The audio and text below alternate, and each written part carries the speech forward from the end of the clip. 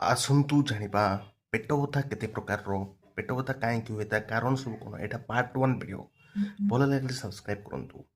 ପେଟ ବଥା ଏକୁଟ ହେଇପାରେ। ଏକୁଟ ମାନେ ସପ୍ତାହ ହେଲା ଯଦି ହେଇଥିବ, କରୋନାରେ ମାନେ ମାସେ ହେଲା ଯଦି ହେଇଥିବ, ମଝି ମଝିରେ ଯଦି ହେଉଥିଲେ ବି ତାହାକୁ ଇଣ୍ଟରମିଡ଼ିଏଟ୍ ପେଟ ବଥା କୁହାଯାଏ।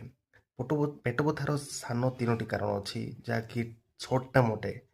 ଗ୍ୟାଷ୍ଟ୍ରୋଏଣ୍ଟେରାଇଟିସ୍ ଭାଇରାଲ ଇନଫେକ୍ସନ୍ ଯଦି ପେଟରେ ହେଲା ତାହା ପାଇଁ ପେଟ ବଥା ହେବ। କନଷ୍ଟିପେସନ୍ ଯେଉଁ ଝାଡ଼ା କ୍ଲିୟର ହେଲା ନାହିଁ ତାହା ପାଇଁ ପେଟ ବଥା। ସର୍ଟ ଟର୍ମ କଜେସ୍ ଅଛି, ସାନ ସାନ କଜେସ୍ ଅଛି ସର୍ଟ ଟର୍ମ ପେଟ ବଥା ପାଇଁ। ଆଉ ଯଦି ଡାଇରିଆ ହେଲା, ଝାଡ଼ା ହେଲା, ତାହା ବି ପେଟ ବଥା ହେଇପାରିବ।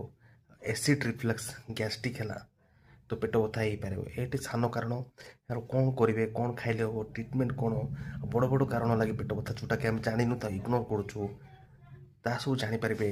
ଏ ଭିଡ଼ିଓଟି ଭଲ ଲାଗିଲେ ସେୟାର କରନ୍ତୁ ଆଉ ସବସ୍କ୍ରାଇବ୍ କରିବା ଭୁଲନ୍ତୁନି।